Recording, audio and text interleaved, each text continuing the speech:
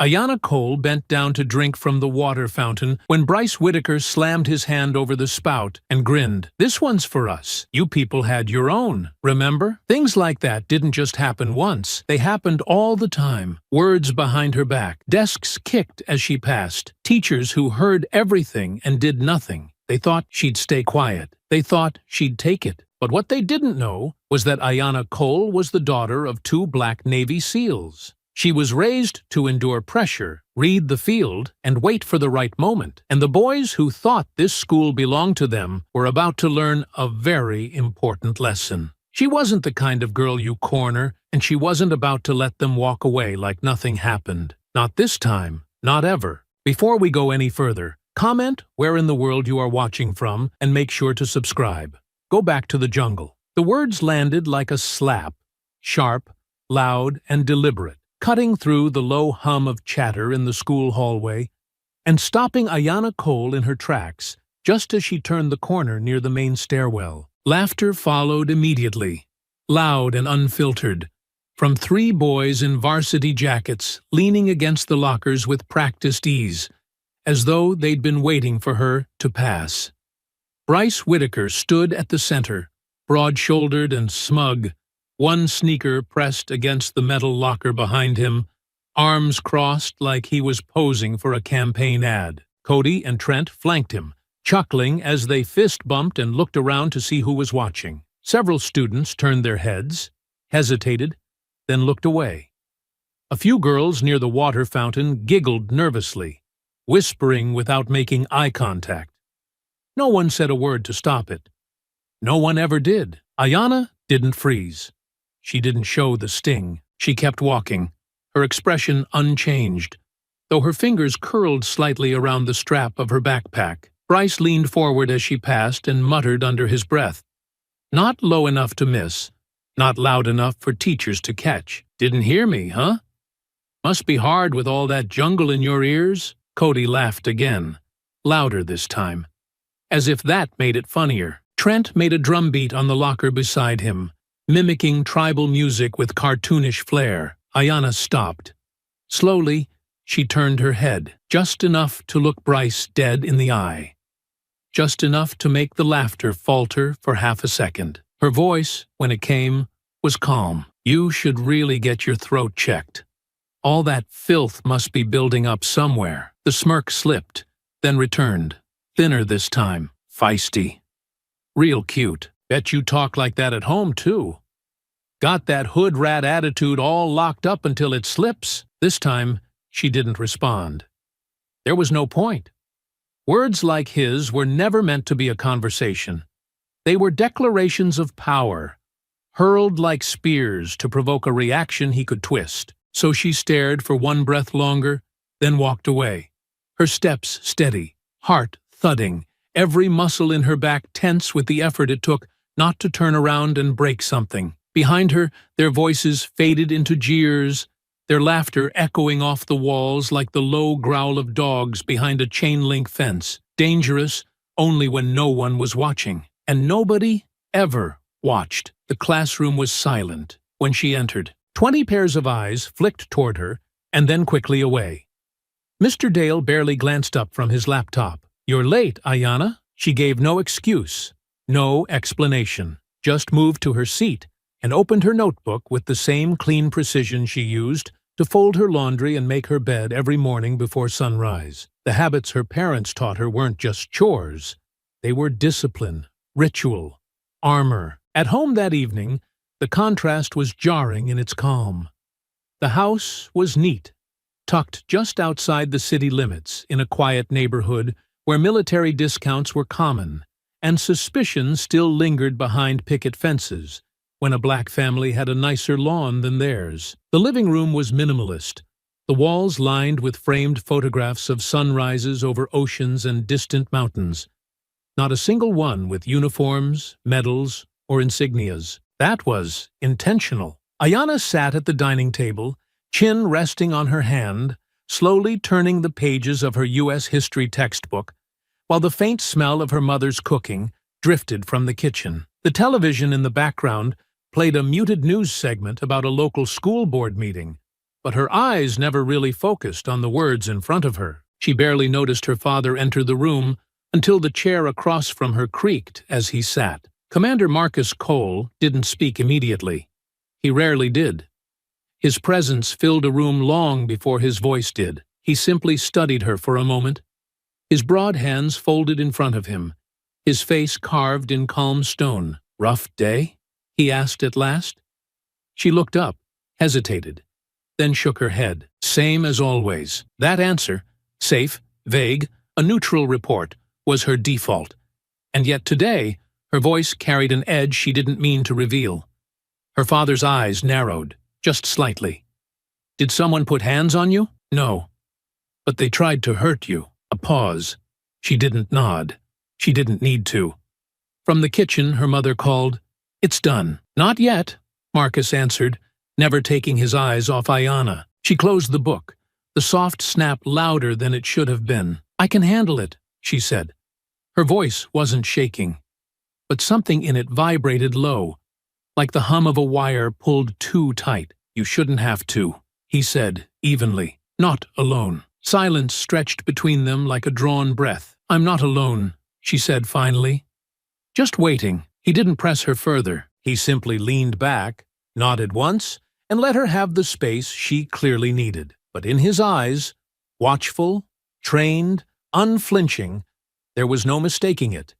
He was already preparing. The next day, the clanging bell signaled the end of fourth period, and as the crowd spilled into the hall like a current breaking through a dam, Ayanna moved through it with the same low, steady rhythm she'd perfected over the years. Shoulders squared, head held high, steps even and precise.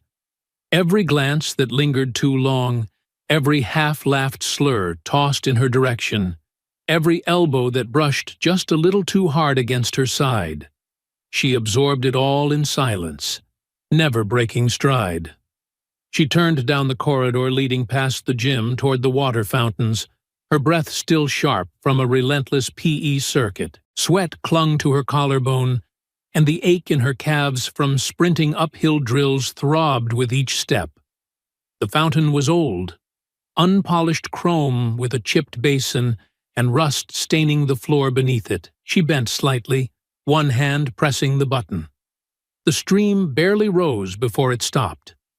A hand had cut off the water. She looked up.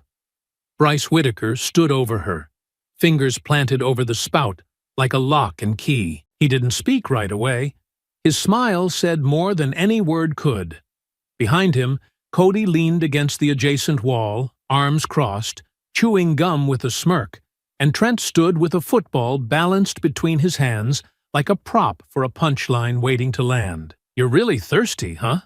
Bryce asked, voice mockingly polite. Ayanna straightened slowly, her hand falling away from the button. "It's a fountain," she said evenly. "Not a border checkpoint." Bryce tilted his head. "Didn't you people used to have your own?" Trent's face split into a grin, and Cody gave a low, exaggerated whistle, like a sitcom audience reacting on cue. "I mean, not that long ago, right?" Bryce continued, eyes narrowing as he leaned closer. "Just a couple decades back. 2 fountains. One for us. One for your kind. You know, back when things were a little more organized." Ayanna didn't move, but the silence that passed between them was no longer passive. She held his stare, her face unreadable, though a quiet fire stirred beneath her calm. Cody stepped forward now, pointing to the busted metal sign still bolted loosely above the fountain. "Bet you could carve out a new one. All caps. Colored. Make it feel real authentic." Trent chuckled. "Put it in the yearbook. A little throwback section. History matters." Bryce laughed and drummed his fingers against the spout again, water dribbling out and splashing onto the floor. Ayanna's voice cut through them, low, sharp, unblinking. "You mean the kind of history your grandfather probably buried in a drawer before the FBI showed up?" That took the air for a half-second. Bryce's expression flickered, just slightly, before he recovered. "What's that supposed to mean?" he asked, the mockery in his tone beginning to fray. She raised a brow, Just sounds like you're real nostalgic for something that didn't end in your favor. You missing the part where your side lost? Cody's gum snapped between his teeth. You better watch how you talk. Ayanna turned to face them fully now, her voice steady. Why? You'll what? More dead racists at me? Push me into a locker? Upload it to Snapchat with a funny caption? Trent shifted his weight uncomfortably. Bryce stepped in closer, chest puffed slightly, trying to regain control. No, but we could make it real clear you don't belong here, and I'll make sure the whole world sees what that looks like, she replied. In color. High definition. No filters. Bryce opened his mouth, but the words never came. Hey! A voice barked down the hall, sharp and unwelcome. All four of them turned as Mr. Heller, the assistant football coach who also taught economics, strode toward them, clipboard in hand, eyes narrowed beneath his cap. What's going on here? Ayanna took a step back, her expression tightening. She knew exactly how this worked. Bryce turned toward the teacher first, arms raised in mock innocence. Nothing, coach. We were just joking around. She got a little heated. Mr. Heller looked between them. Bryce, Cody, Trent, then Ayanna. You yelling? He asked her. I was responding, Ayanna said slowly. To what? Ask them. The coach gave a long, disappointed sigh, the kind used to avoid accountability without having to actually address anything. Doesn't matter what was said. This is not the time or place to be having arguments. It wasn't an argument, Bryce added smoothly. Just a misunderstanding. Mr. Heller nodded. Then walk away, all of you, and next time, keep it down. These halls carry sound. The boys dispersed without further protest, their shoulders shaking with restrained laughter, their eyes gleaming with the smugness that only ever followed victory. As Bryce passed Ayanna, he muttered, That mouth of yours is gonna get you in trouble. Ayanna didn't move. Her fists stayed unclenched. Her stance remained even, but her voice, low enough only he could hear, followed him like a fuse catching flame. Good. Maybe trouble's overdue. She turned and walked back toward class, her throat tight, stomach coiled, the moment echoing in her mind long after it had passed. Not just the words, but the silence afterward, the way the teacher hadn't asked what had been said. Only who had raised their voice. Later, at home, her mother passed her a bottle of water as Ayanna sat on the porch, the late afternoon sun casting long shadows across the lawn. She didn't say a word, but the bottle was cold, and the silence between them was warm. Her mother didn't speak at first, just eased down beside her with the quiet grace of someone who had spent years learning how to make herself smaller in unfriendly rooms, and years more making herself impossible to ignore. Raquel Cole didn't waste movement, didn't fidget, didn't fill silence with questions. She simply waited, knowing her daughter would speak when ready, and Ayanna did. They blocked the water fountain today, she said, her voice flat. Not because she felt nothing, but because feeling everything would have been too much. Raquel's head turned slowly, her expression unreadable in the dimming light. Did they touch you? No, Ayanna replied. They made jokes about segregation, about how it should come back, like it was a punchline instead of something real. Raquel's jaw worked just once, before she nodded, not in agreement, never that, but in recognition. Ayanna leaned her head back, exhaling through her nose, and then the coach came over. Didn't ask what happened, just who was loud. Sent us all away like it was nothing, like it always is. Raquel studied her daughter's profile for a moment, eyes narrowing slightly. You didn't snap. No, you wanted to. Yes. Another pause. You wouldn't have been wrong to, I know. The silence that followed was not empty.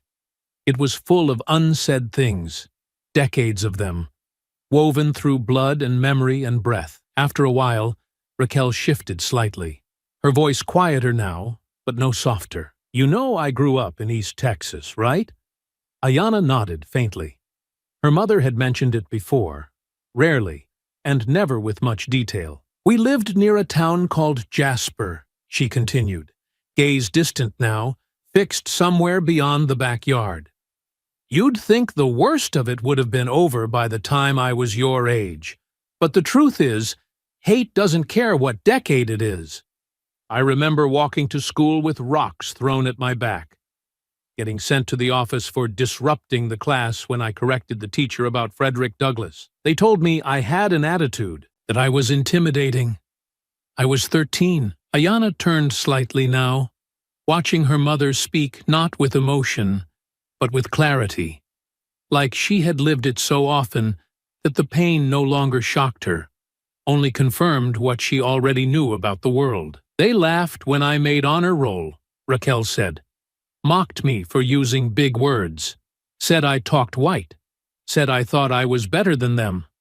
I stayed quiet at first, like you do, thought maybe if I was perfect, they'd stop trying to break me. Her eyes turned now, sharp and steady. They didn't. Ayana didn't interrupt. She just listened. And in that listening, something inside her settled, like pieces shifting into place. They got scared when I stopped pretending, Raquel went on. Scared when I looked them in the eye and stopped apologizing for being smarter, for being stronger. When I enlisted, they said I'd never make it past basic.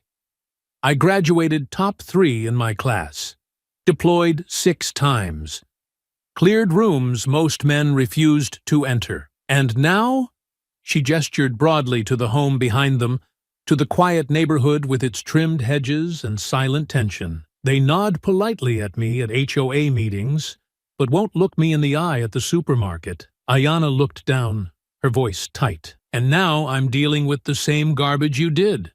Different faces, same script. Her mother reached over, placed a hand lightly on her knee. Maybe. But you've got something I didn't. What? A name that's already feared. A foundation that doesn't crack. And parents who've fought on soil most people can't even find on a map. You think we trained you just to defend yourself? Ayana met her gaze, brows knit. We trained you to recognize pressure, to know when to hold, when to strike, and when to wait. They don't see it now. But you're not a target. They're the ones walking blind through a minefield. A flicker of something passed over Ayana's face. Not relief, not pride, just a quiet understanding. Like the weight on her chest had shifted into something she could carry upright. They keep trying to remind me I don't belong, she said after a moment. Her mother smiled, but it wasn't kind. It was the smile of someone who'd stood on foreign soil with nothing but instinct and steel to guide her, then show them why they're afraid. Ayana nodded, slow, measured, and stood, brushing off the dust from her sweatpants. Behind her, the porch light flickered on as if to confirm what she already knew. This wasn't over. Not yet.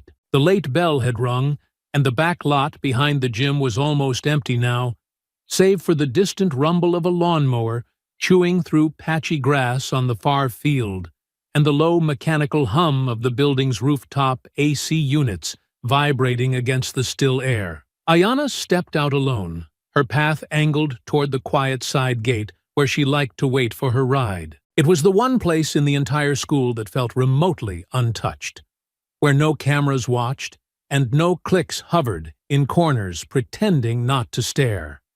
She had just adjusted the strap of her backpack when she heard it. "You're a real piece of work. You know that." The voice came from behind her. Familiar, slow, and sharpened with something just shy of hate. She didn't turn immediately. She didn't need to. Bryce Whitaker was the only one who spoke like he was smiling with a knife between his teeth. When she finally turned, he was leaning against the brick wall beside the dumpster enclosure.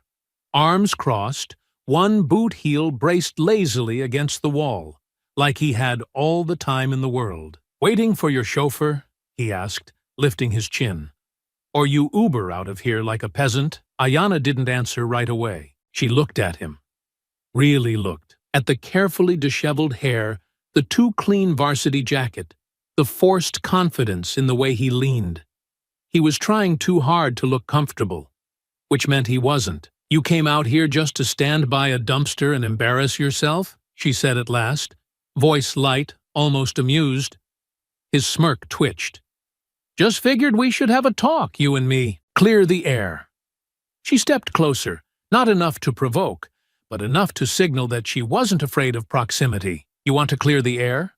Then stop choking it with your insecurity." "Excuse me? You've got something to say," she continued, tone still even, still calm. "But instead of saying it, you hide behind jokes, behind your little fan club, behind teachers who pretend not to hear. You act like you run this place, but you're just another insecure white boy with a spotlight addiction and a superiority complex." The smirk vanished now, replaced by a colder stillness. "You think you're tough, don't you?" he said, stepping forward. "You walk around like you're better than everyone, like we're beneath you." "I walk like I know who I am," she said. "You walk like you're hoping no one notices how scared you are." "Scared?" he scoffed. "Of you." "No," she said softly. "Of being ordinary. Of not mattering once you take that jersey off. Of the fact that your talent peaked in high school and your dad still has to make a few calls to keep your path clear." His jaw tightened. That one had hit. "You think you know me? I don't need to. You broadcast yourself loud enough for everyone to see. You're a cliché with cleats. Every weak man who's ever needed to tear down someone smarter than him just to feel tall." He blinked. Once, his chest rose slightly, deeper breath than before. "I bet you rehearse these speeches in the mirror, don't you?" He shot back, but it lacked weight now, the words sounding more like an echo than a strike. Ayanna tilted her head. "No. I just listen, and you're loud enough for me to memorize you without trying. Keep running that mouth, Cole.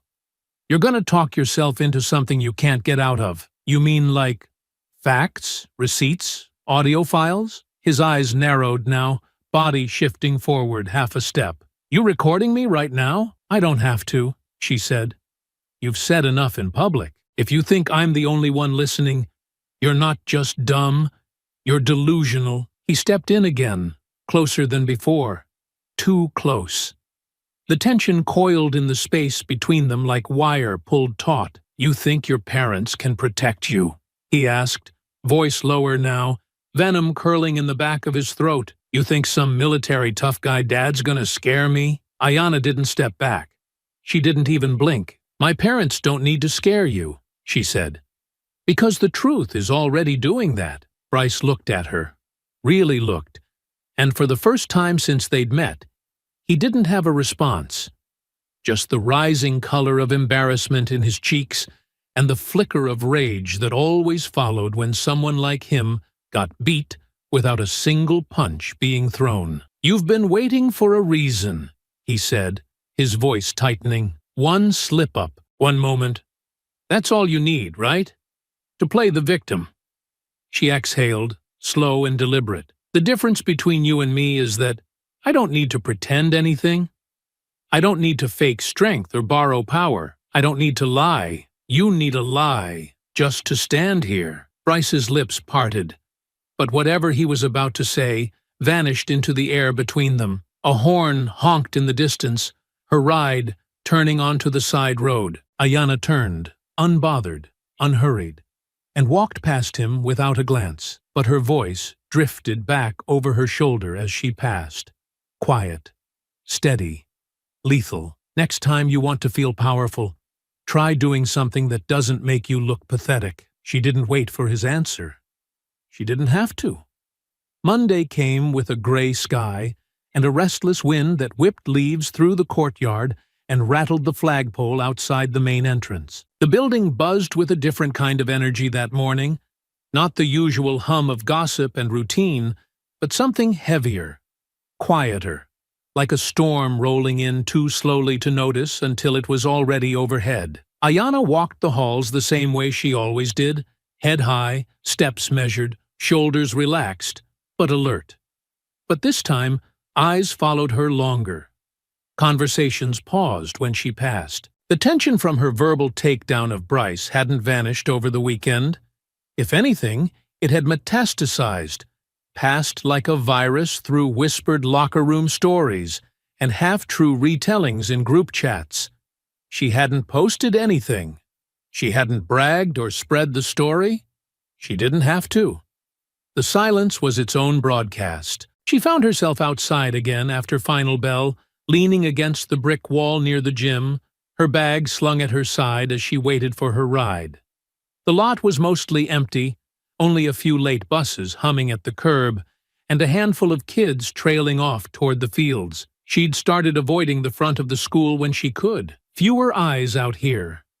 Fewer chances for someone to try her in the open. The footsteps came fast and sharp behind her. She knew it was him before he spoke. "You think that was funny?" She turned slowly. Bryce stood 10 feet away, jaw tight, eyes burning with something barely held back. His posture was different now. Gone was the lazy, swaggering confidence. What stood before her was not performance. It was something desperate and unfiltered. She didn't respond. She simply looked at him, waiting. "You think you get to talk to me like that? Humiliate me," he said, his voice rising. "You think this is a game?" "No," Ayanna said quietly. "I think you lost the one you started." He stepped forward. She didn't flinch. "You run your mouth and hide behind your last name," he spat. "You think you're safe just 'cause your parents wear uniforms?" She shook her head slowly. "I'm not hiding behind anything. I stand in the open. You're the one creeping up behind girls in parking lots. That one landed." His face flushed deeper, his breathing faster now. "Say something like that again," he started. "What?" she asked, voice still calm, still cutting. "You'll hit me?" There was a pause. It hung between them like held breath. He didn't answer. And then he moved. Fast. Sloppy. Rage instead of control. He grabbed at the strap of her bag, yanked hard, trying to throw her off balance, to drag her forward. He didn't understand what she'd been trained for. Her body moved before her mind had to catch up.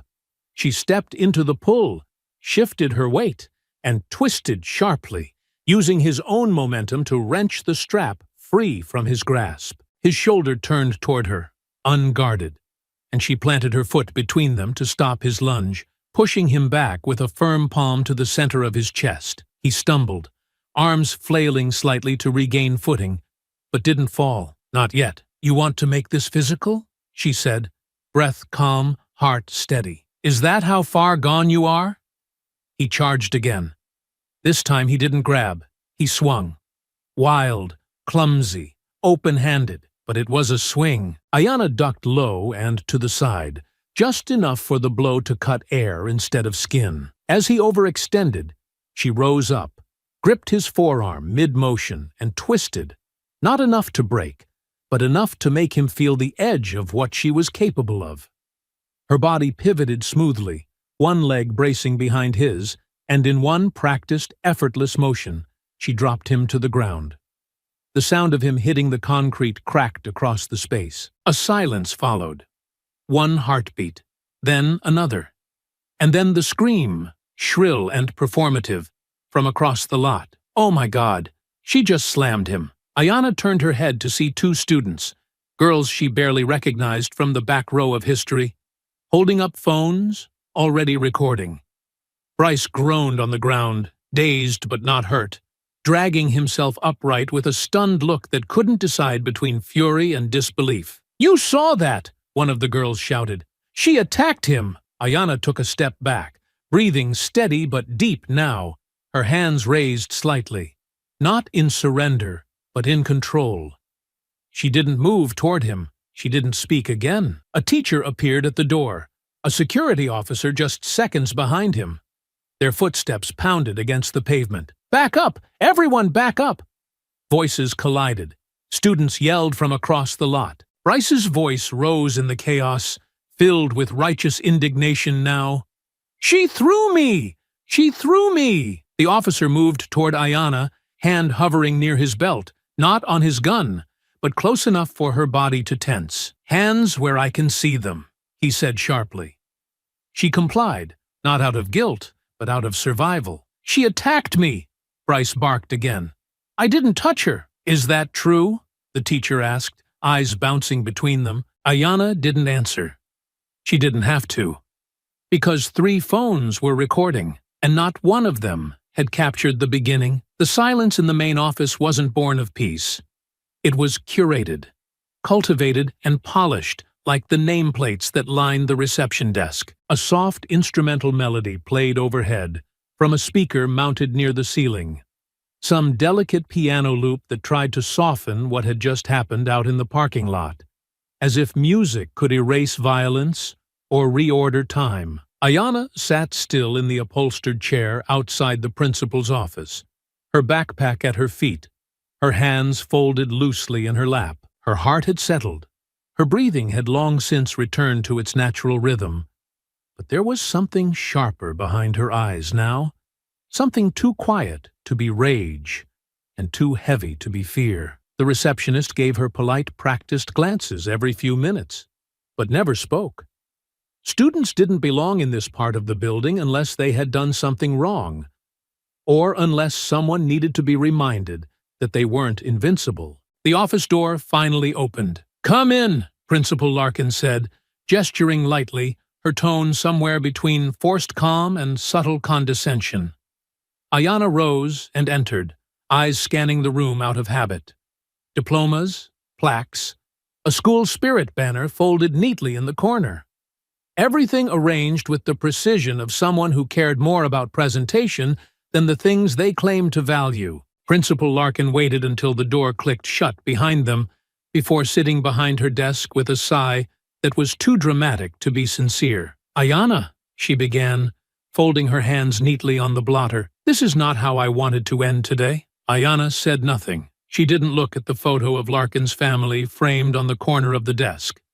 She didn't acknowledge the untouched stack of policy manuals nearby. She only looked at the woman's face, waiting. "We've reviewed several student videos of the incident," Larkin continued, her tone adopting that careful rhythm adults use when they're trying to convince themselves they're being fair. "The footage shows you slamming another student to the ground. That's the part everyone sees. That's the part that's spreading online. No one filmed the part where he grabbed me," Ayanna said, her voice even, unflinching. Larkin offered a tight, regretful smile. "I understand that. I really do.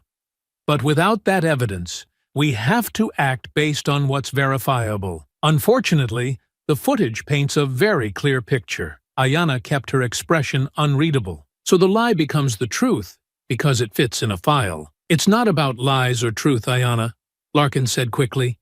"It's about optics, about protecting the entire student body and preventing further disruption." There it was again. Optics. That quiet, insidious word. "You're suspending me," Ayanna said. Not as a question. She already knew. 5 days, Larkin replied, tone lowering slightly, as though she were offering some kind of mercy. "Out of school. You'll be allowed to make up your assignments and resume classes next week. We're calling it mutual engagement, so it won't go on your permanent record." Ayanna blinked once. "I defended myself," she said calmly. "I used control. I didn't escalate. I didn't hit him. I stopped him." "I believe you," Larkin said too quickly, too automatically. "But our hands are tied when public perception starts to shape the conversation." "Public perception," Ayanna repeated, her voice flat now. "Not facts." "This is the best path forward," Larkin said, her voice softening as she reached for a manila folder. "Sign here. You can return to class next Monday." Ayanna didn't look at the paper right away. She stared at the pen instead, the small, meaningless gesture they always used to make you complicit in your own silencing. She reached for it, slowly, fingers curling around the plastic barrel with a calm she didn't feel. "Do I get a copy?" she asked. Larkin blinked. "Excuse me?" "A copy of the report," Ayanna said. "What I'm signing. I want it for my records." Larkin hesitated. "That's not usually necessary for students." "It is for me," Ayanna said. Their eyes met. Larkin held the stare for 1 second longer than she was comfortable with. Then she turned, clicked open a drawer, and retrieved a photocopy. "Of course," she said smoothly, passing it across the desk. Ayanna signed, took the paper, folded it neatly into her bag. She stood, I'll have my assignments emailed to you, Larkin added. We'll make sure this doesn't affect your GPA. Ayanna looked down at her. That's not what I'm worried about. She turned and walked out without another word. The building seemed quieter than usual as she made her way down the side hallway toward the exit. The shadows were longer now, stretching across the tiled floor in muted strips of dusk. She walked past the lockers without looking at them, past the library, past the classroom where she had first overheard someone call her a scholarship mascot under their breath during freshman year. Outside, the wind had picked up again. She stepped out into it like it was waiting for her. At home, the lights were already on. Her father's truck was parked clean in the driveway, tires aligned like every detail had been measured. The porch light glowed softly above the front door. From the street, it looked like peace, like order, like a family with nothing to fear. Ayanna stood at the end of the walkway for a moment, the paper still resting in the side pocket of her backpack. The scent of peppered chicken and jasmine rice drifted through the house as Ayanna stepped through the front door, the warmth of the kitchen light glowing down the hallway, casting long shadows across the polished hardwood floor. Her footsteps were quiet, not out of fear or guilt, but something deeper, intention. Her backpack hung heavier tonight, not from books, but from silence. The folded suspension notice pressed against her side like a secret waiting to be dropped. Not gently, but with weight. She stepped into the kitchen just as her mother turned from the stove, spoon in hand, brow already lifting in recognition. "You're late," Raquel said, though her tone was more observation than scolding. "Got held up," Ayanna replied, setting her bag by the table. "I need to talk to both of you." Marcus looked up from the kitchen island where he had been slicing into a baked sweet potato, his posture instantly shifting, shoulders rising slightly, eyes narrowing as they always did when something didn't feel right. Raquel turned off the burner. "What happened?" Ayanna took her time answering. She pulled out a chair, sat down, and set her folded hands on the table like she was preparing to give a report. "There was a fight," she said. Silence followed, brief but thick. Marcus set his fork down with deliberate care. "Start from the beginning." Ayanna didn't embellish. She didn't dramatize.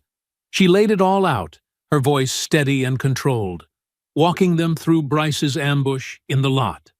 The shove, the swing, the way she had neutralized him without throwing a single punch. She explained the phones, the girls recording only what they wanted to see, and the moment security arrived too late to catch anything that mattered. Then she told them about the office, about Principal Larkin's tone, her carefully chosen words, about the suspension. Raquel's expression was unreadable as she leaned against the counter, arms folded, jaw tight. Marcus didn't blink as she spoke, just listened with the stillness of a man used to waiting out lies before acting. When she finished, neither parent spoke immediately. Then Marcus asked, his voice low, "And what, exactly, did the principal say when you told her what Bryce did first?" Ayanna hesitated, just for a breath. She didn't care. Said the videos told the story. Said it's about perception. Optics! Raquel pushed off the counter, set the spoon down with a sharp clink, and moved toward the dining room where her phone sat charging. "I'm calling the superintendent," she said. "Tonight." "No," Ayanna said quickly, her voice firmer than she'd expected. "Don't." Raquel stopped mid-stride. Marcus looked over, brow lifting just slightly. "I'm handling this," Ayanna said. "On my terms." Raquel turned fully now. "Handling what?" "You just got suspended for defending yourself. And your school is protecting a violent racist because his daddy probably bought them a new scoreboard. You think silence will change that?" "I'm not being silent," Ayanna said. "I'm being smart." Marcus tilted his head slightly, studying her. "You're afraid this turns into a media thing," he said, "that people only hear the part they want to hear." "I know how they twist it," Ayanna said, looking between them. "If you step in now, they'll say I used you to fight for me, that I ran to the big bad military parents, that I couldn't stand on my own." "You shouldn't have to stand alone," Raquel said, eyes narrowing. "I'm not. Ayanna replied. You've already trained me for this. You've been training me since I was old enough to stand. You taught me how to hold a line. Now I'm holding it. Raquel opened her mouth, but Marcus held up a hand. He looked at his daughter for a long moment, really looked, and what he saw wasn't a teenager begging for help, but a young woman anchoring herself in the middle of a storm, choosing, deliberately, to fight with discipline instead of noise. What's your plan? He asked, not condescending, curious. I've been documenting everything, she said. Audio, dates, names. I know what I can prove. I'm going to collect more. I'm going to make sure when the truth hits, it doesn't miss, and I'm not giving them any reason to say I lost control. Raquel's mouth tightened. You shouldn't have to play chess with people who already flipped the board. But I'm good at chess, Ayanna said quietly. That landed heavier than anything else. Marcus leaned back slowly, arms folding. You understand? If we let you do this, there's no halfway. You'll have to be sharper than them every step. Colder. More patient than they deserve. I know. Raquel looked at her daughter, searching for any sign of fear, but there was only fire. Calm, burning, and deliberate. If you change your mind, she said after a long beat, we move. Immediately. Ayanna nodded. If I need you, I'll say the word. Marcus rose from his chair, placed a firm hand on her shoulder, and gave it a single grounding squeeze. I've seen men crack under less pressure than this, he said. But I've never seen you flinch. Ayanna's eyes didn't soften, but something beneath them lit warmer. Then let me show you what I do when I don't flinch. Monday morning arrived beneath a slate-colored sky, the kind that made the trees sway harder and the air feel heavier, even without rain. Eisenhower High's flag whipped against the pole with a crack of wind as students filtered in, slouched under backpacks, their voices rising and falling in the same restless rhythm that marked the start of every week. But this morning was different. This morning, Ayanna Cole returned from suspension. She walked through the front doors without hesitation, her pace steady, her posture exact. Her clothes were plain. Black jeans, black hoodie, no logos, no colors. Her earbuds were in, though no music played. She didn't want distraction. She wanted clarity. The hallway felt quieter as she passed.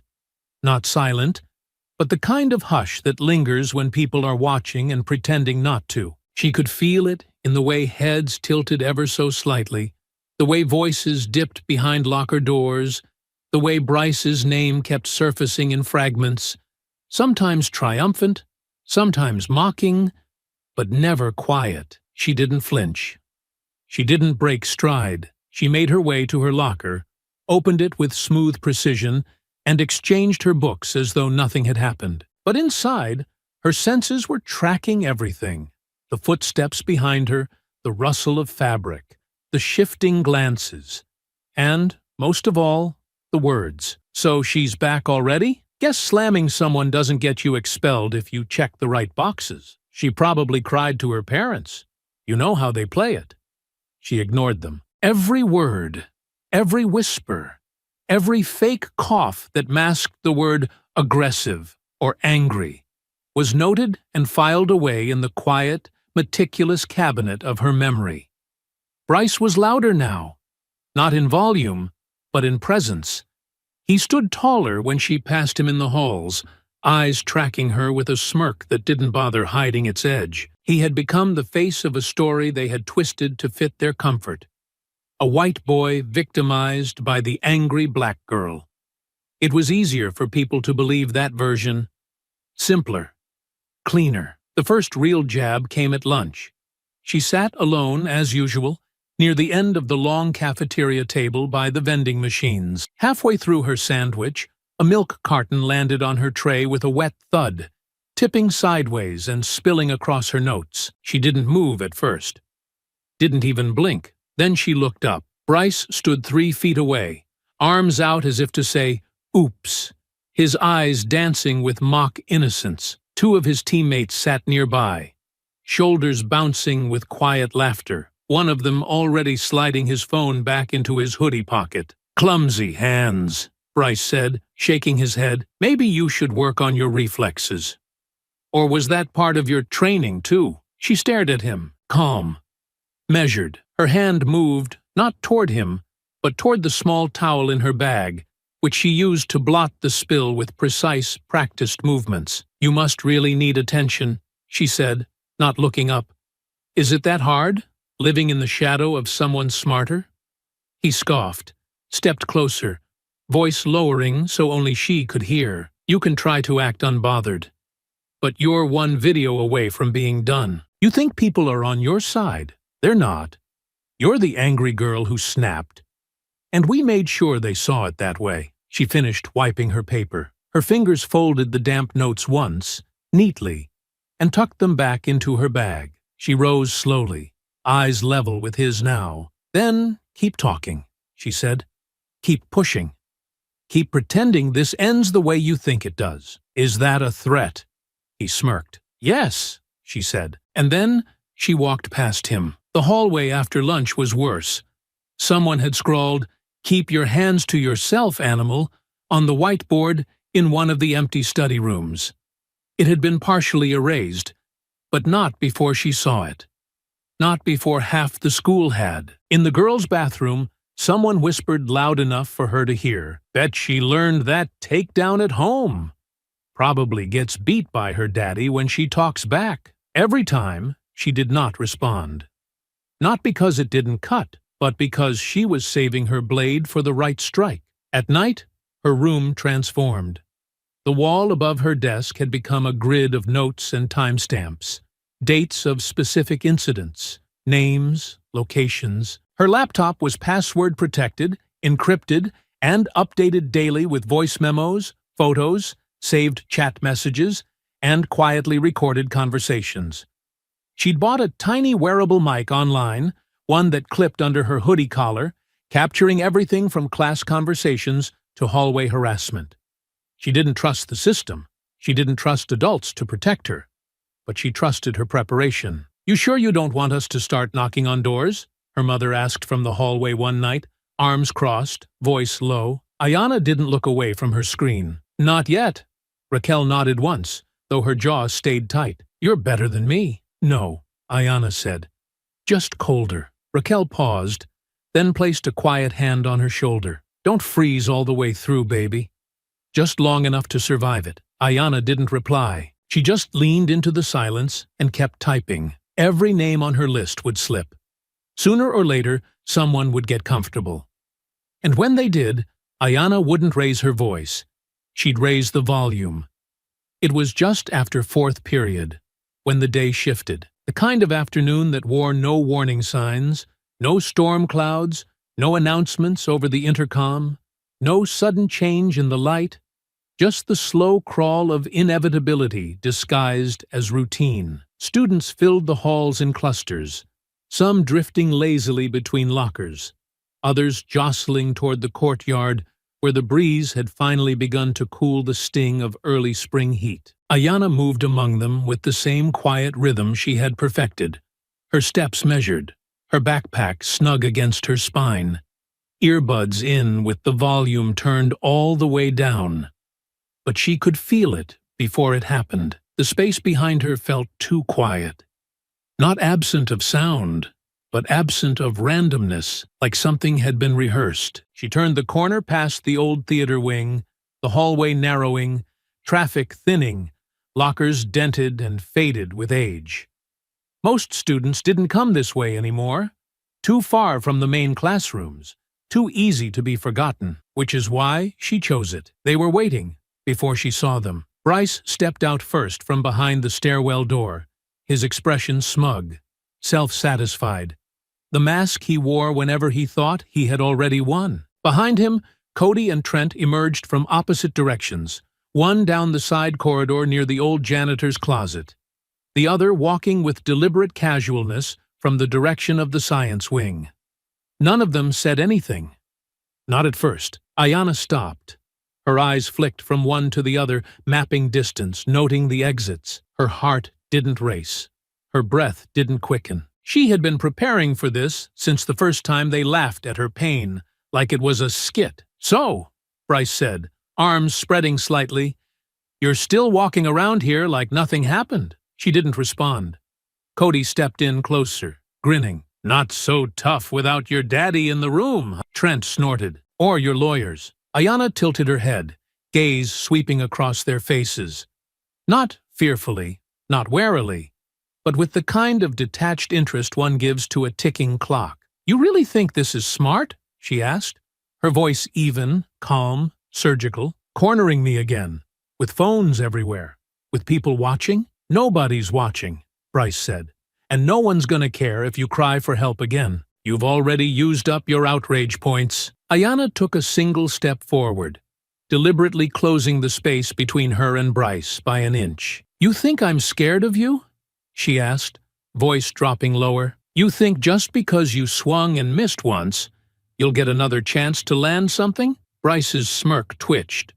Just slightly. She looked at Cody now. "How's your D- in chemistry? Still struggling with basic combustion?" His grin faded. Then to Trent. "Still can't make the varsity cut unless you ride his coattails? Must be exhausting, being backup muscle to someone who can't think without an audience." Trent shifted his weight, jaw tightening. "You've got a real mouth," Bryce said, stepping in closer. "You've got a real pattern," Ayanna said.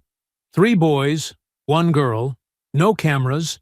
You waited until I was alone. You always do. Because you're cowards. And deep down, you know it." Bryce's voice lost its cool.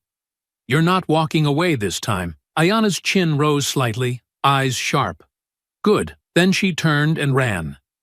Not from fear, but into the plan. Her steps were fast but controlled, her route already mapped. She moved down the back corridor, turned at the west stairwell, and bolted through the glass doors that led to the open-air commons, a wide courtyard framed by the main cafeteria and 2 wings of classrooms. At this hour, it buzzed with foot traffic. Dozens of students sat at picnic tables. Others leaned against the brick walls, phones out, earbuds in, lost in their worlds. Ayanna burst through the double doors at a calculated pace, fast enough to draw attention, slow enough to keep them close. They followed, just as she knew they would. She didn't look back. She didn't need to. "Hey!" Bryce shouted behind her. A few heads turned.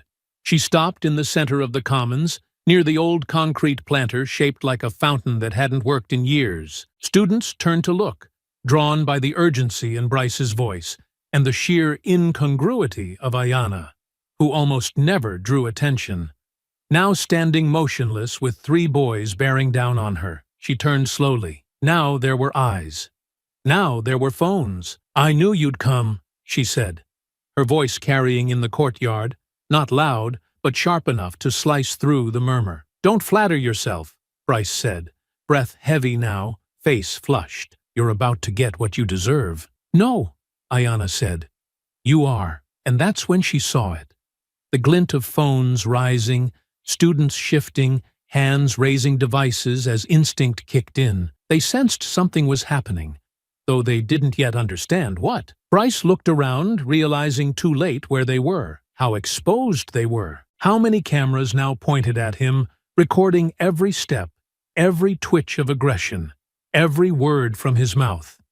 He stepped forward anyway. "You think anyone's gonna believe your side this time?" he growled. "You think this changes anything?" "No," Ayanna said. "I'm just here to make sure everyone sees it." Trent moved to flank her. Cody circled wide. The crowd grew. The air shifted, and as Bryce reached for her, the space between them collapsed. The next minutes would be chaos. But this was the moment. And Ayanna didn't blink. Time didn't slow. It sharpened. Every breath, every shift of movement, every flicker of weight between footfalls came into focus with a clarity Ayanna knew by feel rather than thought. Her muscles didn't ask permission. They responded, honed by years of drills, nights in the garage with her mother counting out strikes, mornings with her father demanding balance, breathing, silence. The moment Bryce lunged, she was already moving. Not away, not back, but forward, into the space where chaos waited to crown the unprepared. His hand reached for her, clumsy and fast, all impulse, no aim. She twisted her shoulder just enough to make him miss, her foot snapping back and up in one fluid motion, heel connecting with the side of his knee, in a precise, brutal check that knocked him off balance. His foot caught on the edge of the planter, and he stumbled, arms flailing for purchase. But before he could fall, Cody was already coming in from the right, trying to flank her, maybe thinking he'd grab her, restrain her, hold her in place, like she was some fragile thing that just needed to be pinned to stop being a problem. He didn't expect the elbow. It drove back into his ribs with clean, compact force. No wasted motion, just a sharp turn of her torso and a backward drive of bone into soft muscle. He gasped, stumbled sideways, and caught himself against the edge of the bench where a group of underclassmen were already recording, eyes wide. Trent was the last to move, but the most dangerous. Taller than Bryce, heavier, and clearly under the impression that mass alone equaled control. He rushed her, chest forward like a lineman, fists clenched in some cartoon version of aggression. Ayanna dropped low, her legs swept out in a tight arc, hooking behind his ankle while her palms struck his sternum, sending all his momentum forward as his feet betrayed him. He collapsed hard against the ground with a grunt and a clatter of knees and elbows. And by the time he rolled onto his back, Ayanna was already upright again. The courtyard had frozen. What began as scattered curiosity had become a full audience. Phones were everywhere. Students who had been mid-laugh or mid-bite or mid-scroll were now watching, silent, jaws slack, unsure whether to cheer, gasp, or run for help. Bryce was back on his feet now, his pride more bruised than his body. His face twisted with something ugly, rage mixed with embarrassment, the red blotch of it climbing up his neck as he roared and charged again, all form abandoned. No strategy, just blind fury. He threw a punch. She ducked. Another. She pivoted. His third strike came too wide, too high, and she caught his wrist, spun with him, and used his own momentum to pull him off axis. Her foot planted, her weight shifted, and Bryce crashed into the concrete hard enough to rattle his teeth. This time, he didn't scramble back up. He stayed down, breathing hard, groaning. And then, laughter. Not from her, from the crowd. Low at first, disbelieving, then rising. Students covering their mouths, shaking their heads, backing away in half-shocked amusement as the reality settled in. Bryce Whittaker, the quarterback, the golden boy, the walking smirk of privilege, lay sprawled on his back beside a broken pencil case and someone's spilled water bottle. His lip bleeding, his pride shattered. Cody was still clutching his ribs. Trent hadn't gotten up yet. Ayanna stood alone in the center of the commons, breathing deep and steady. Not panting, not wild, just present. Alive in a way none of them had expected. She didn't gloat. She didn't pose. She simply turned, slowly, scanning the crowd with an expression that wasn't angry, wasn't proud, just resolved. And when her eyes locked on a girl standing near the second row of benches, phone raised, lips parted, Ayanna gave a single, silent nod. Capture that, she thought. One voice rang out above the laughter. 3 of you! And you still lost? Damn! Another burst followed. Then more. She folded you like laundry. Bro, how you gonna get rocked in front of everyone again? Bryce pushed himself up onto his elbows, eyes wide and wild now, searching for something to anchor himself in. Anything that could undo what had just happened. But the crowd wasn't going to unsee it. The footage wasn't going to unfilm itself. And Ayanna wasn't going to apologize. Security arrived seconds later, too late to do anything but pick up the pieces. One of the assistants tried to raise his voice, shouting for everyone to disperse, but it was hopeless. The crowd had already broken into scattered waves of stunned conversation and retreating steps, most of them clutching phones with shaky fingers and eyes full of disbelief. "You! With the black hoodie! Stay right there!" one guard barked. Ayanna didn't move. She looked down at Bryce one last time, still crumpled at her feet, and said nothing. Because there was nothing left to say. He had started this. She had finished it. And the world had seen it happen. The video hit the school's internal message boards before the bell even rang for 7th period. By the end of the day, it had spread to Snapchat stories, Instagram reels, and 2 different TikTok edits, one with dramatic music, one slowed down with sarcastic captions circling each of Bryce's failed punches like a sports replay. None of them showed Ayanna starting the fight. None of them needed to. She had stood her ground. She had defended herself. And now the world was watching. By Tuesday morning, the front office was in full containment mode. Teachers had been issued directives to avoid discussion of the incident until the investigation concluded. Students were told not to circulate sensitive material during school hours. The morning announcements skipped their usual cheer squad reminders and jumped straight to a mandatory assembly notice for Thursday. It didn't matter. The school was already on fire. The footage had been reposted by an alum account with nearly 10,000 followers. It reached beyond the zip code by lunch. Other schools were reacting. Comments flooded in, some cheering, some confused, some angry that it had taken this for anyone to notice what Ayanna had been dealing with in the first place. But what no one could ignore was the headline that began forming in whispers and scrolls, 3-on-1, and the girl didn't flinch. Ayanna moved through the halls that day like a ripple through glass. Some students stepped out of her path. Others nodded, awkward but admiring. A few looked away entirely, clearly unsure whether they were supposed to laugh, applaud, or stay out of it. She didn't speak to any of them, not yet. Let them process.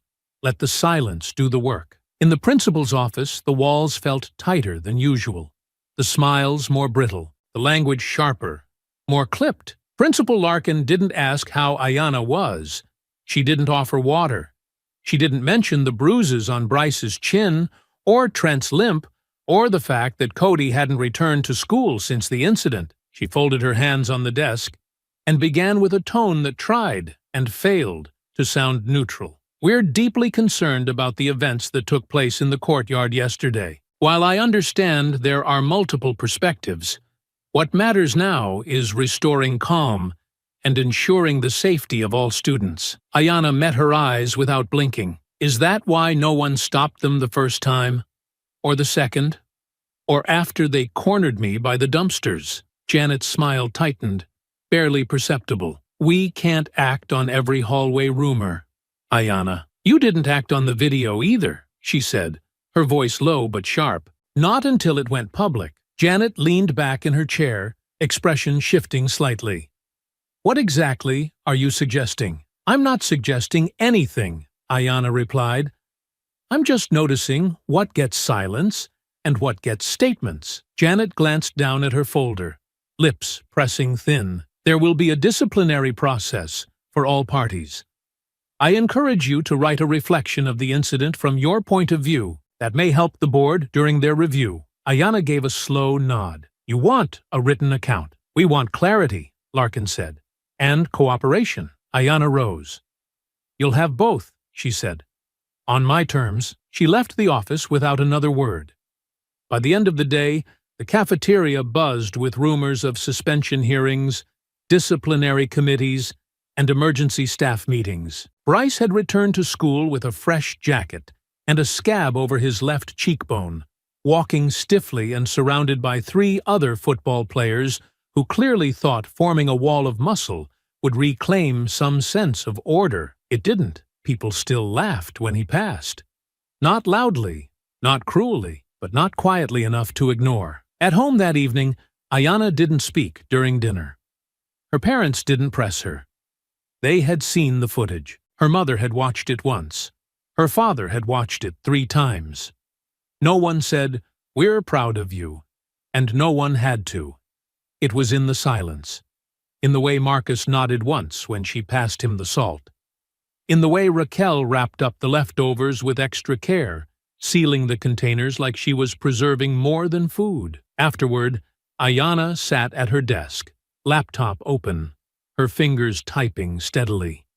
She wasn't writing a reflection. She was organizing the footage she hadn't shared yet.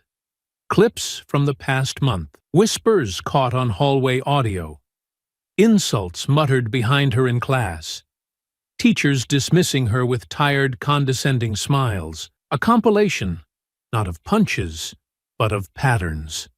She was building something undeniable, not for the principal, not for the district, for everyone else.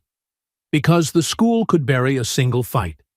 They couldn't bury a timeline. When she was finished, she exported the file, backed it up to 3 drives, and saved a copy to a private folder synced to a cloud account, registered under a name no one at school knew. The last thing she did before closing the lid was write a single-line email to herself, "Release only if they try to silence me again." Then she stood, stretched, and turned off the light. The next day would bring a dozen more whispers. A few side-eyes, some fake concern. A couple backhanded compliments. It didn't matter. They'd taken their swing. She was still standing. By Wednesday morning, the walls of Eisenhower High weren't whispering anymore. They were buckling. What had begun as a single video of a courtyard fight had unraveled into something far larger. And no matter how tightly the administration tried to grip the reins, the narrative refused to obey. Parents were calling. Emails flooded the district inbox. Alumni were chiming in on social media, demanding accountability. And more damning than any one post were the subtle shifts happening in real time. The way students had stopped laughing in hallways and started recording everything. Not just Ayanna. Everyone.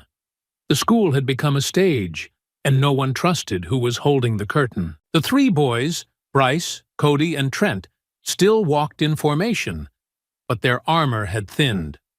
Cody avoided eye contact. Trent kept his hoodie up. Bryce tried to maintain the smirk, the stride, the illusion that none of this had touched him. But even the smugness had cracks. He barked at a classmate in history when they asked about the video. He shoved a freshman against a locker for filming him at lunch. The mask was slipping, and Ayanna watched it disintegrate with the patience of someone who had already seen the end of the reel. She didn't need to retaliate. The footage was doing it for her. Students whispered her name now, not with contempt, but with caution.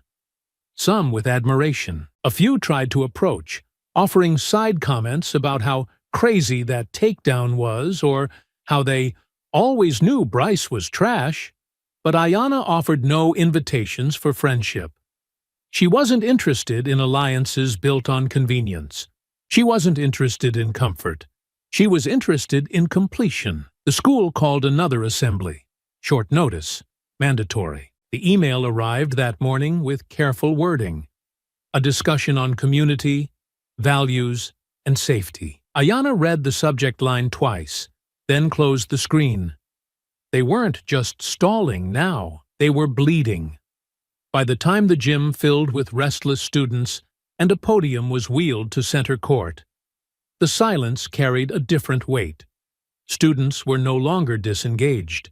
They were watching. Phones weren't out, but only because everyone had one hand hovering near their pocket, waiting. Principal Larkin stepped up to the microphone, her smile thinner than usual, her blazer darker, her words crisp and pre-polished. "We want to thank you for your patience as we continue to address the events that have recently occurred on campus. As always, our priority is the safety and unity of our student body." Ayanna sat near the middle of the bleachers, hoodie up, gaze forward, unreadable. "What we've seen online," Larkin continued, "has been difficult. But it's important to remember that social media is only one part of a complex situation. We encourage all students to come forward through proper channels. The administration is here to listen. We value your voices." Students shifted. A few rolled their eyes. Some looked at Ayanna. She didn't move, didn't blink. Larkin went on, weaving a speech that sounded like concern, but landed like damage control. There was no mention of her by name, no mention of the boys either. Just a vague fog of community, conflict resolution, and restoring trust. She might as well have been reading the script of a crisis PR firm. By the time the microphone clicked off, no one clapped. They were dismissed in silence. In third period, Ayanna received an email. It was from the district. A formal invitation to meet with the regional equity coordinator. We are conducting a full review of recent disciplinary decisions and would value your perspective as part of that process. She read it once, twice, then flagged it. The trap was closing. That evening, she sat in the living room with her laptop open, her parents seated across from her. Her father had just returned from base. Her mother had put her phone on silent and placed it screen down on the coffee table. "You sure you want to move on this now?"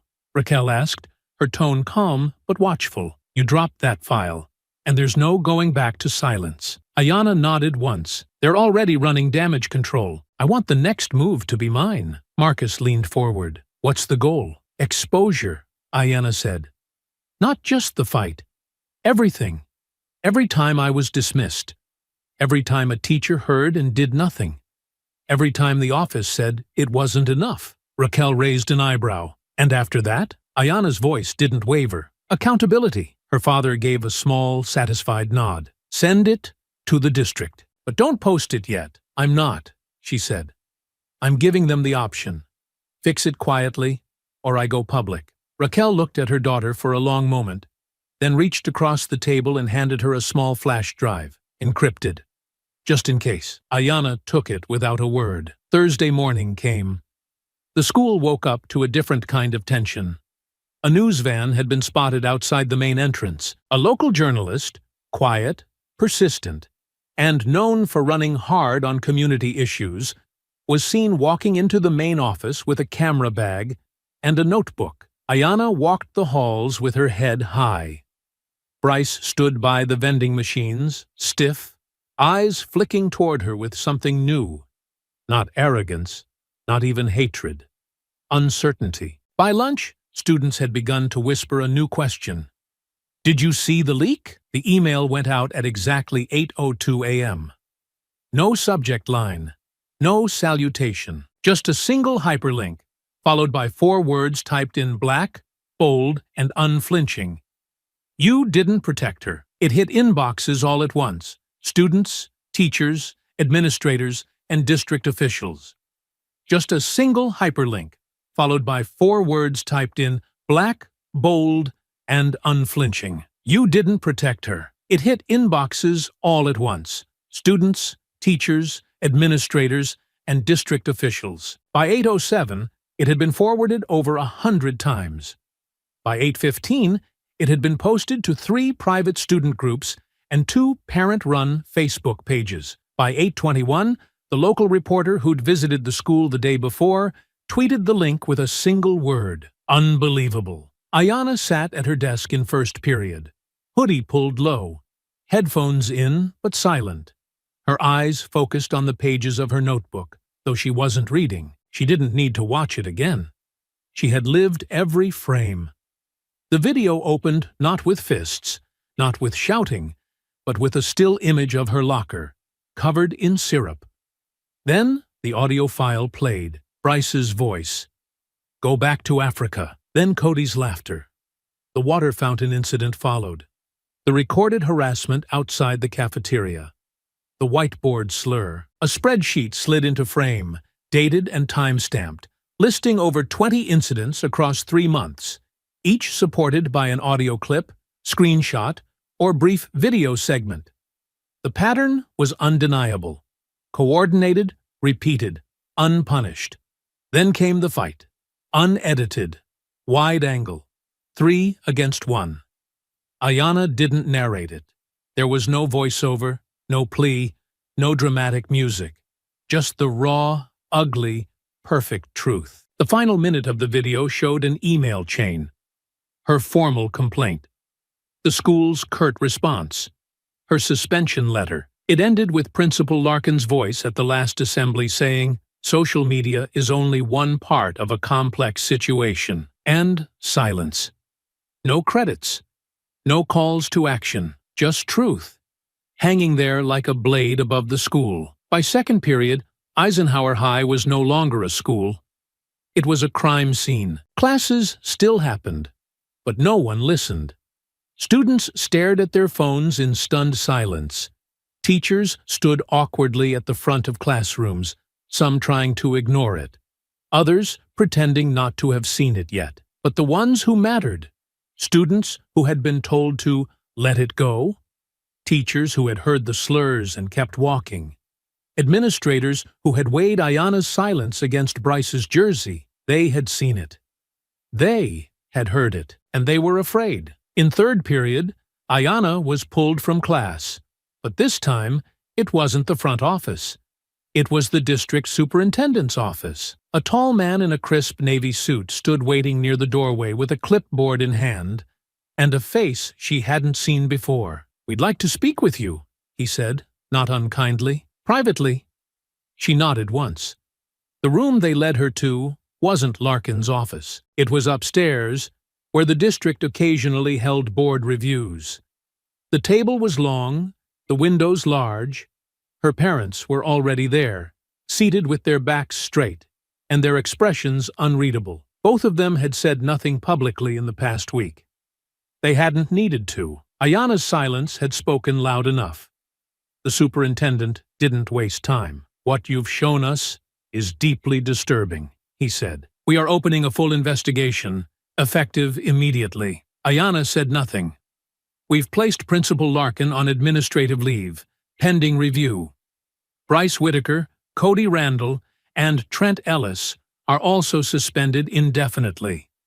Formal expulsion hearings are being scheduled." Still, she didn't speak. "We will be issuing a public apology, both to you and your family, and the school board has requested to meet with you directly." At that, Ayanna tilted her head slightly. "Why?" "Because we failed," the man said. "And they know it." Raquel glanced toward her daughter, but Marcus was already watching her. He didn't smile, just nodded once, as if confirming what he'd always known she was capable of. Ayanna looked down at her hands, folded neatly on the table. "I don't want a statement," she said finally. "I want change." "You'll have it," the superintendent said. "Not promises, not optics. Policy, procedure, oversight." He nodded slowly. "Understood." She stood. "Then I have nothing else to say." Word spread quickly that Principal Larkin had been escorted off campus by noon. The news broke by early afternoon, first on the local network, then on national feeds by dinner time. The headline was simple, brutal, and clean. "Black students' hidden recordings expose pattern of abuse and school negligence." By Friday, Bryce's name had been pulled from the team roster. His father had deleted his social media accounts. Trent's mother issued a vague apology about boys needing guidance. Cody tried to claim he had been just standing there, but the audio said otherwise. The school issued its official response 2 days later, but by then no one was reading it. The internet had already passed judgment. And Ayanna? She returned to school Monday morning wearing the same black hoodie. Her steps were steady, her gaze clear. Some students clapped when she walked into first period. She didn't respond. Others tried to talk to her, offer support, ask for interviews. She waved them off gently. This wasn't about being famous. It was about being seen, about never being dismissed again. And as she sat down at her desk, pulled out her notes, and opened her pen, she didn't smile. Not yet, because the fight wasn't over. But it was hers now. The sunlight was softer now, casting long amber slants across the polished tile floor as Ayanna walked the halls of Eisenhower High one final time before spring break. The building still looked the same. Same chipped corners on the lockers, same faded posters for prom and SAT prep, same water fountain with its stubborn wheeze, but the weight of it had changed. The silence that once stalked her down these corridors had lost its teeth. The stares that used to follow her weren't loaded with smirks and suspicion anymore. They were quiet, respectful, cautious, and she didn't need them. She wasn't here to be admired. She was here to finish what she started. 2 weeks had passed since the video changed everything, and the ripples hadn't stopped. The school board had issued a formal statement acknowledging systemic oversight and the failure to act on student safety concerns. Larkin had quietly resigned before the investigation could finish burying her. Bryce's family withdrew him from the district altogether. The other two followed soon after, their lockers cleared by faculty under quiet supervision. No apologies were sent to Ayanna directly. Not from them. But that was fine. She hadn't asked for remorse. She had asked for truth. And truth, once exposed, didn't go back into hiding. A new policy had been introduced, one requiring all harassment complaints to be reviewed by an independent equity liaison within 72 hours. Audio submissions were now accepted as valid evidence. Students were being trained on their rights. Faculty underwent mandatory workshops on racial bias, led not by the same tired consultants from the district's endless revolving door, but by outside voices, people with real histories, real scars, and no patience for pretend solutions. Ayanna didn't attend those meetings. She had lived them already. It wasn't about pretending that justice had been done. It wasn't about tying a ribbon around the mess and calling it progress. There were still students who hadn't spoken to her, teachers who wouldn't meet her eyes, systems that, even now, resisted change unless cornered. But there were also students she had never spoken to before, girls who now stopped her in the hallway just to say thank you without needing to explain why. There were boys who had once laughed with Bryce and now looked down when she passed, their smirks gone, their masks peeled back. There were teachers, only a few, but enough, who had started asking different questions in class, listening more closely, watching the corners of the room where silence used to hide ugly things. Change wasn't loud. It was deliberate, slow. But it had started. Ayanna stepped out into the courtyard where it had all unraveled, where Bryce had charged at her with rage burning in his throat, and nothing left to shield him. The broken water fountain at the center had been replaced just last week. Shiny, smooth steel now, no rust, no cracks. She had walked past it twice before she noticed the small black plaque fastened at its base. Let silence be a shield only for those with peace, not protection for cruelty. No name, no attribution, just a message. She sat on the edge of the planter, pulling a notebook from her bag, not for class, but for herself, not to study, but to write. She didn't write about the fight. She didn't write about the pain. She wrote about the strategy, the preparation, the strength required not just to act, but to wait until the moment was hers. She didn't think of it as a journal. It was more like a guide for someone else, someone younger, someone watching, because someone always was. Raquel had told her that once, back when she was 10, learning to thread a punch through a hanging tire in the backyard and complaining about her wrists hurting. Her mother had adjusted her stance, then knelt beside her, the sweat still fresh on her forehead, and said, "You don't train for the fight in front of you. You train for the eyes behind you." At the time, Ayanna didn't understand. Now she did. She heard footsteps behind her. Marcus approached quietly, hands in his pockets, not breaking her train of thought. "They called again," he said, voice low and even. "Wants to know if you'll speak at the school board meeting next month." Ayanna looked up from her notebook. "About what?" He shrugged. "Whatever you want. They're not asking to frame your words this time. They just want you to speak." She paused. "I'll think about it," he nodded. "You don't have to say anything. What you've already done is louder than most people manage in a lifetime." She closed the notebook, stood, and fell in step beside him. The two of them walked toward the lot in silence, the afternoon breeze tugging at her sleeves. Students passed them, some smiling, some just watching. None bold enough to interrupt. They didn't need to. Ayanna had already said everything, and when she stepped into the car, when she slid the door shut and rested her head back against the seat, she didn't feel tired. She didn't feel vindicated. She felt ready. There would be other halls, other names, other versions of Bryce, but she'd carry every lesson with her, every second of stillness, every breath between insult and action, every pause before the strike, because strength wasn't in the hit, it was in the wait. And she would never wait passively again. The hallway still looked the same. Same peeling corkboard just outside the counselor's office. Same cluster of faded college brochures stacked unevenly in a metal rack. Same familiar creak in the third locker from the left near the science wing. Eisenhower High hadn't changed its bones, but the way it moved, the way it breathed around her, felt different now. Not louder, not quieter, just honest. There was nothing left hiding in the walls. No fear of what was whispered behind her. No expectation of where the next hit would come from. She walked through it all, with nothing clinging to her heels. She didn't look over her shoulder. She didn't need to. It was a little past noon when she passed the water fountain. The same one where Bryce had once pressed his palm to the spout and mocked her like history was a joke, and cruelty was just charisma in another form. It had been scrubbed clean now.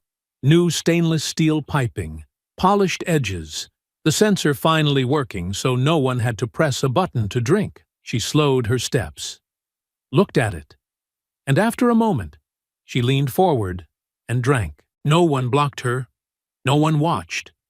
Just water, clear, cold, hers. She stood straight and wiped her mouth with the back of her hand, then turned to find 3 girls standing near the hallway lockers. Their conversation cut short mid-sentence. One of them, short with thick glasses and a well-worn poetry book in her arm, offered a hesitant smile. "Hey," she said. "That video," Ayanna tilted her head slightly. "We saw it," the girl continued. "Everything you posted after. Not just the fight. The receipts. All of it." The tallest of the 3, braids pulled tight and neat across her scalp, stepped forward now. "We used to think we had to deal with it on our own. Like saying anything would make it worse. It usually did," the third girl added softly. Ayanna said nothing. She didn't have to. "But not after you," the tall one said. "Now they know we watch each other, that we're not going quiet again." For a second, none of them spoke. Then Ayanna offered a simple nod. "What's your name?" "Jada." "Denise." "Saria." The names landed gently, without performance. Not introductions, but acknowledgments. "Y'all sit anywhere in the cafeteria?" Ayanna asked. They exchanged glances. "Used to sit near the back wall. People'd say stuff." "Not anymore." Ayanna nodded again. "Good. Then save me a seat." They smiled. Real ones this time, not the kind stretched over nerves. Just wide, grateful, unburdened. She walked with them toward the courtyard as the bell rang for lunch, and the crowd spilled into the sunlight. People waved at her now, casually, like it wasn't a headline anymore. Just a part of life. One boy pointed at her and said something she didn't catch, but his tone held admiration, not mockery. A younger girl from freshman English asked if she could walk with them. Ayanna gave a subtle nod. She didn't lead them. She just didn't walk alone anymore. At their table, someone had left a folded napkin with a quote scribbled in black ink. "You spoke without shouting, and we still heard you." No name. No need. She tucked it into the inside flap of her notebook without comment. Lunch passed in easy waves. Small talk about music, prom, group projects, the science teacher who still pronounced photosynthesis like it was a French dish. Ayanna didn't dominate the conversation. She didn't need to. She listened, laughed quietly, chimed in when it mattered. Her silence no longer needed to protect her. It had done its work. Now it could rest. After lunch, she stopped by the library. The librarian, Ms. Park, who had once given her detention for having a tone, glanced up and nodded slightly. She didn't say anything. Ayanna didn't expect her to. Some apologies came late, wrapped in gestures instead of words. She picked out a book. Not for research, not for evidence, just fiction. And she read for the first time in months without feeling like she had to stay alert. The final bell rang with its usual buzz, and she walked the halls one more time, slow and unbothered. Her phone vibrated in her pocket. A message from the district. The new student equity panel had been formed. They were inviting her to speak, this time on her own terms. She didn't answer right away. She stepped outside, into the light breeze curling through the courtyard. The fountain gleamed behind her. The school, for all its flaws, now stood as a place that knew her name for the right reasons. Not because she bled to prove it, but because she refused to vanish inside it. At the far end of the lot, her mother's SUV pulled up smooth and steady. The window rolled down slightly. "Good day?" Raquel asked, sunglasses pushing her hair back. Ayanna opened the door and climbed in, setting her backpack on the floor between her feet. "Yeah," she said. "It was." Raquel didn't press further. She didn't need to. As they pulled away from the school, Ayanna glanced back only once. Not to check if she was being followed. Not to relive what had happened. Just to remind herself. She was never walking that place the same way again, and neither was anyone else. I hope you enjoyed that story. Please share it with your friends, and subscribe so that you do not miss out on the next one. In the meantime, I have handpicked 2 stories for you that I think you will enjoy. Have a great day.